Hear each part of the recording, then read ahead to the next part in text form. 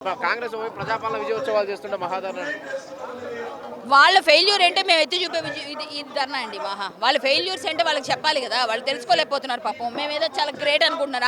ఆ ఫెయిల్యూర్ ఏంటో చూపించాం మేము అంతే ధర్నాలో. ఇప్పుడు 6 గ్యారంటీలు దాదాపు 2 గ్యారంటీలు అమలు చేసామని చెప్పి చెప్పుకుంటారు. 2 కాదండి, 6 చెప్పి 2 చేస్తే ఎట్లా? ఆ మిగిలిన 4 ఎప్పుడు చేస్తారు? మీ తాతగారి ఇంటికి వెళ్ళిపోయి చివరికి వెళ్ళిపోయినప్పుడు చేస్తారా?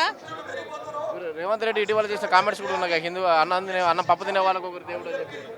అదే అండి, అది ముఖ్యమంత్రి స్థాయి చేయాల్సిన కామెంట్ కాదు. ముఖ్యమంత్రి గారు ఎట్లా మాట్లాడాలి, చాలా హుందాగా ఉండాలి. ఈయన ఇలా మాట్లాడడం వల్ల నెక్స్ట్ టైం గెలవడానికి కిందకి వెళ్ళిపోవడానికి ఫస్ట్ మెట్ అదే.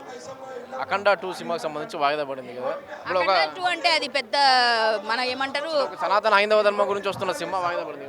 వాయిదా పడ్డం డబ్బులు ప్రాబ్లం వచ్చినప్పుడు ఎవరికైనా ఇబ్బంది వస్తుంది. అక్కడ ఏదో ప్రొడ్యూసర్స్కి ప్రాబ్లం ఉంది. అది అఖండ సినిమా ఎప్పుడు వచ్చినా మనం అందరం కూడా ఇండస్ట్రీలో ఉన్న వరకు అంటే ఎటువంటి ఫైనాన్స్ లేదండి, వస్తుంది. ఆల్రెడీ డేట్ తీసుకుంటున్నారు. తొందరలో రిలీజ్ ఉంటుంది. మంచి సినిమా చూడాలి అందరూ. ఈరోజు మా రాష్ట్ర అధ్యక్షులు రామచంద్రరావు గారు ఈ మహాధర్నా అనే కార్యక్రమం తీసుకోవడం, అందరి సమక్షంలో తీసుకోవడం జరిగింది.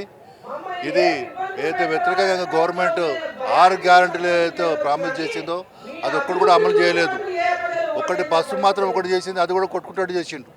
మిగతా విద్యార్థులకు అన్యాయం జరుగుతూ ఉన్నది. వాళ్ళకి స్కాలర్షిప్లు లేవు, అడ్మినిస్ట్రేషన్ లేవు. కావున దయచేసి ఈ కాంగ్రెస్ వాళ్ళని ఏ విధంగా మీరు ఈ పరిపాలన చేస్తున్నారో ప్రజలకు తెలుస్తూ ఉన్నది. అందుకోసమే ఇది మహాధారణ పెట్టడం జరిగింది. ప్రజలందరూ కూడా ఒకసారి ఆలోచన చేయాలి. నెక్స్ట్ ఏదైనా ఎలక్షన్స్ వస్తే సరైన బుద్ధి చెప్తారని ఆశిస్తూ ఉన్నా.